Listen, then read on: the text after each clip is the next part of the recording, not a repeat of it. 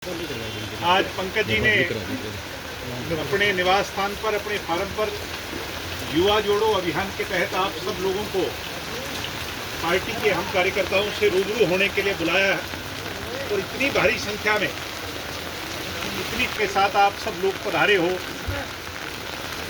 आप जिस ताकत के साथ यहाँ आए हो ये दिखाता है कि भविष्य में प्रदेश की नौजवान ताकत, प्रदेश की युवा पीढ़ी जननायक जनता पार्टी के साथ बहुत मजबूती से खड़ी हो रही है।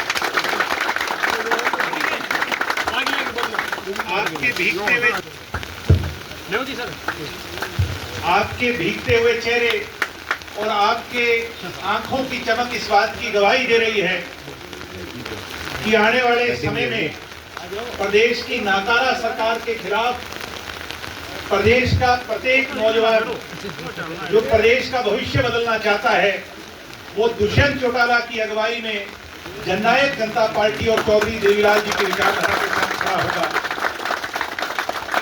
हालात और परिस्थितियों से आप सब वाकिफ हो।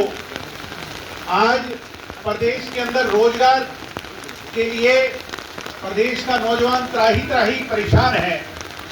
बेरोजगारी की खाई दिन प्रतिदिन बढ़ती जा रही है।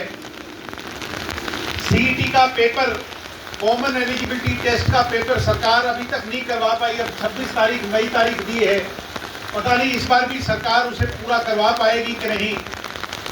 प्रत्येक दिन, कोई दिन ऐसा नहीं जब प्रदेश के अंदर आपराधिक घटनाओं की चर्चा ना होती हो। मेरे हिसाब से आपने तो सारे राज देखे हैं। पुराना चौटाला साहब का राज भी देखा, ये बुजुर्ग बैठे इनने कोई बंसीलाल का राज भी देखा, हुड्डा का राज भी देखा, खट्टर का भी देखा, मगर भाई नायब सिंह सैनी से कमजोर मुख्यमंत्री नहीं देखा होगा। आज अपराध इतना ज्यादा बढ़ गया, कोई सा दिन किसी अखबार का पन्ना पलट लो, कहीं मर्डर, कहीं लूटपाट, कहीं डकैती। गलत तो नहीं कह रहा मैं, आप सारे सुने हो। सम्मानित बुजुर्गों, नौजवान दोस्तों, गरीब लोगों की प्रमाण का बीपीएल 6 लाख बीपीएल काट दिए एक दिन में। भाई कौन सी जादू की छड़ी है, इससे पूछो नायब सिंह जी से।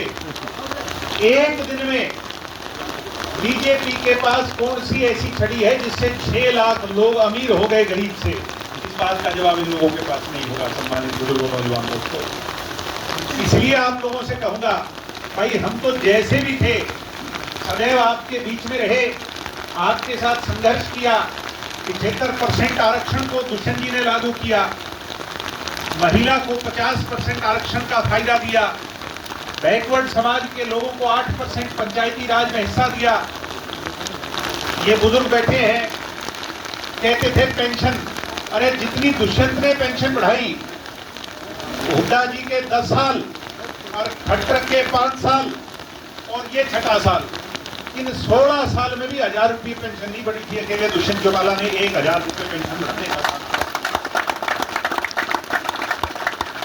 मैं आपके बढ़े हुए पसीने और आपकी मेहनत का ऋण तो नहीं चुकता कर सकता, मगर ये विश्वास नौजवानों दे रहा हूं कि आज आप जिस मुश्किल दौर से गुजर रहे हो और इस मुश्किल में आपने विकल्प के तौर पर जननायक जनता पार्टी को अपनी पार्टी माना है, चौधरी देवीलाल के विचारों को अपने विचार माना है। भविष्य में जब कभी भी समय आएगा, मैं आपको यह आश्वस्त करता हूं कि आपके ऋण को सवाया करके चुकता करने का काम जननायक और साथी पार्टी के लिए आज इस बारिश में भीगेंगे, आज इस संघर्ष में तपेंगे। समय आने पर दिग्विजय चौटाला उनका हाथ पकड़ करके जब राज आएगा, उनको अगवाई कर करके उनको ताकत देने का काम करेगा। भाई जी मुझे तुम संघर्ष करो, हम तुम्हारे साथ हैं। मैं आपसे इतना ही कहूंगा कि आप पार्टी का साथ दो। आपने ये हुड्डा भी देख लिए, भाई बाप बेटा देख लिए कि नहीं, कैसे हरियाणा की उम्मीद को इन्होंने डुबाने का काम किया कि नहीं किया। आप ये देखो कि हमारे पास तो 10 सीट थी, अगर इन वाली हवा दुष्यंत के पास होती तो 37 सीट नहीं आनी थी, 75 सीट आनी थी। साथियों, क्यों नहीं आई? क्योंकि बाबू बेटा मैं और मेरे में उलझे रहे। एक जात से कभी सरकार नहीं बनती, सरकार को 36 जात की माला को गले में पहनना पड़ता है साथियों। हर वर्ग को साथ लेना पड़ता है, हर इलाके को साथ लेना पड़ता है, हर समूह की भावना को साथ लेना पड़ता है।